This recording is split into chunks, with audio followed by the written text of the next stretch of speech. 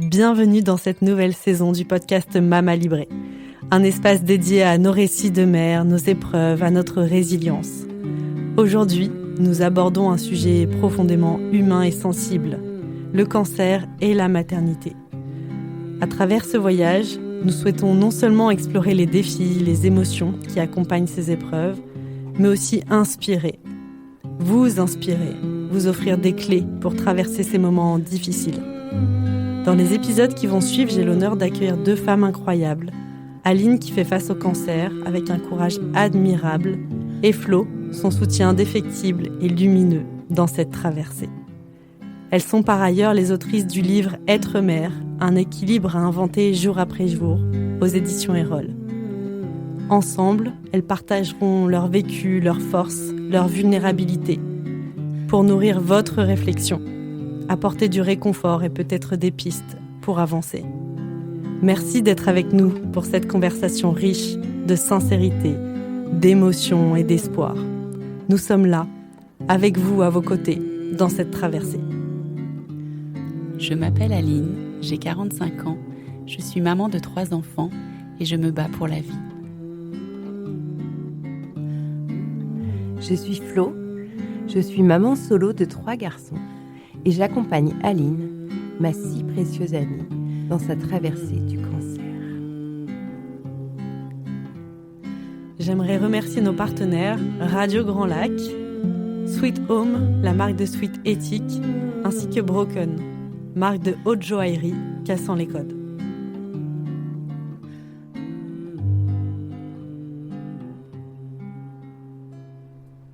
Épisode 10, célébrer la vie. Cette fin de journée du jeudi 18 juillet, j'ai l'impression de planer. En fait, je suis en état de choc. Et je reste sur ces mots de mon ORL qui me dit finalement que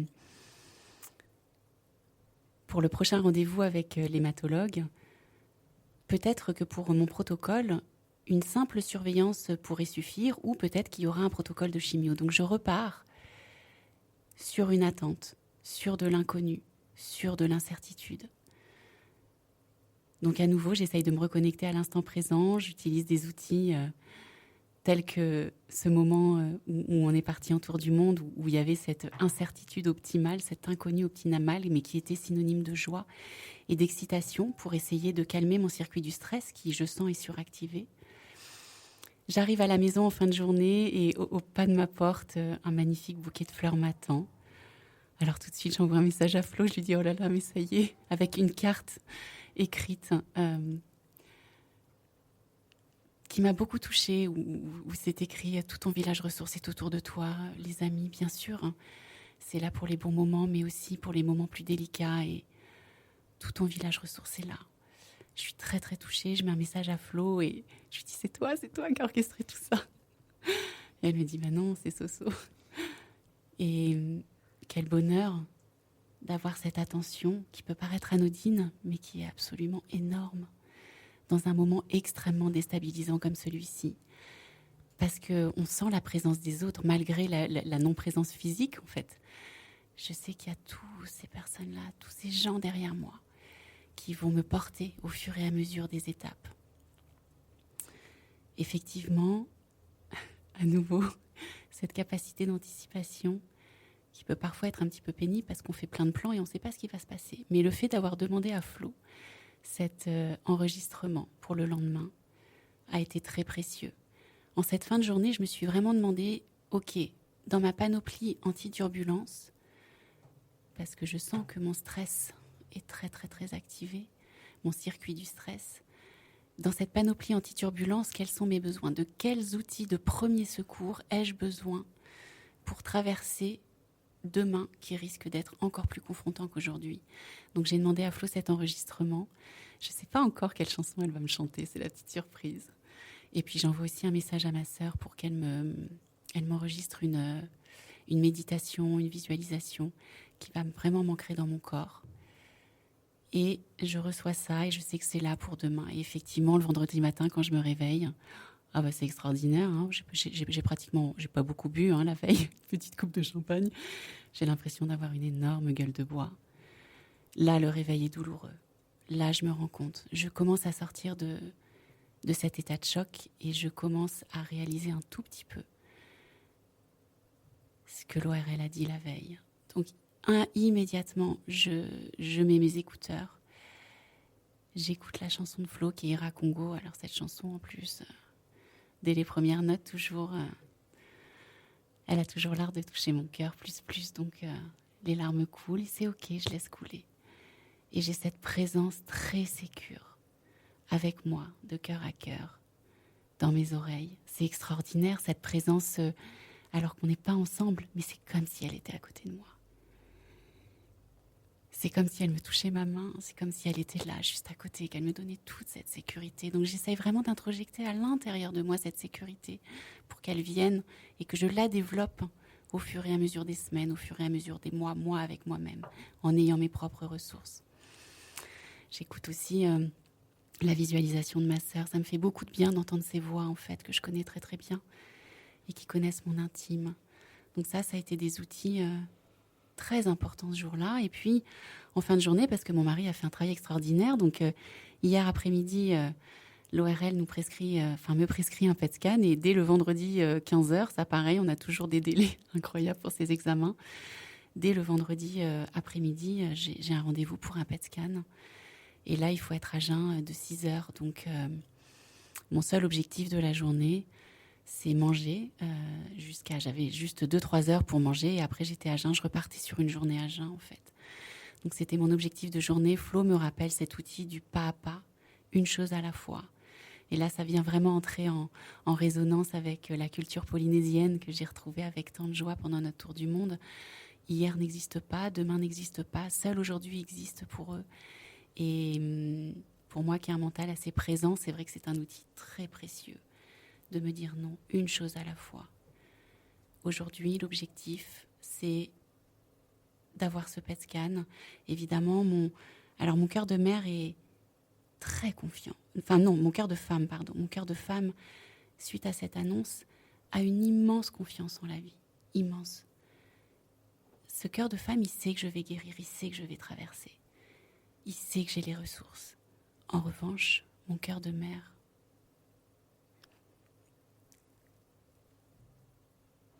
est déchiré. Il est déchiré parce que c'est ma petite fille intérieure qui s'agite là. C'est ma petite fille intérieure qui se dit c'est pas vrai. Qui projette en fait son propre vécu sur ce que mes enfants potentiellement vont vivre. Et ce cœur de mère est déchiré à l'idée d'annoncer à mes enfants. C'est moi, ces semaines, c'est moi confrontant que l'on peut vivre.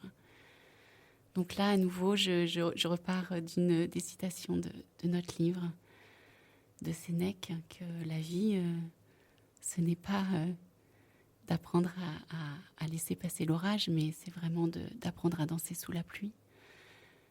Donc à nouveau, je me dis quels sont mes besoins par rapport à cette annonce. J'ai très très peur de cette question, maman, est-ce que tu vas mourir ?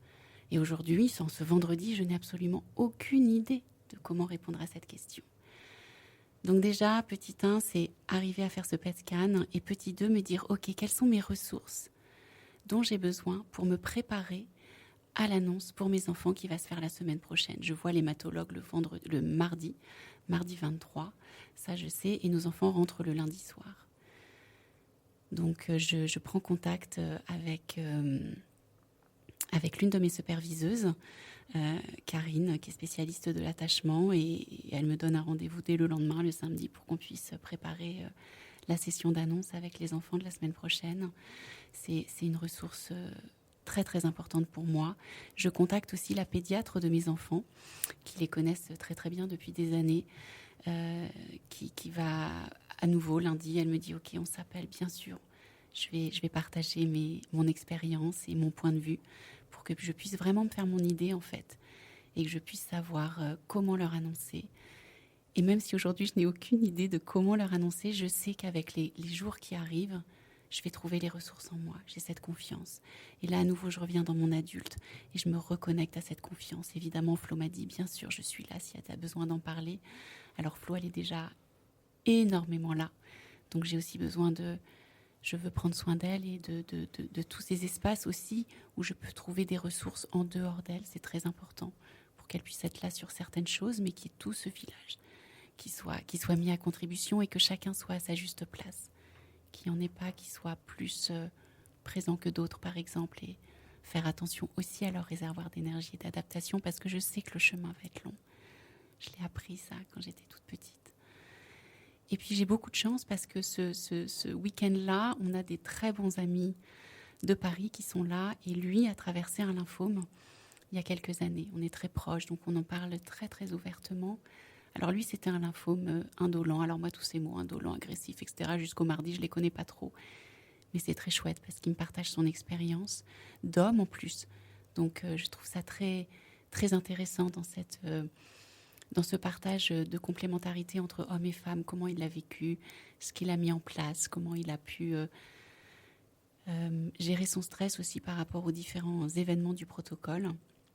Alors, je ne sais pas pour l'instant si j'aurai un protocole comme lui, si j'aurai un protocole de chimio, si j'aurai de la simple surveillance. Mais petit à petit, ça y est, je me projette un petit peu dans cette réalité et ça permet de me préparer. Alors, je sens qu'il y a pas mal de stress, de peur qui commence à arriver.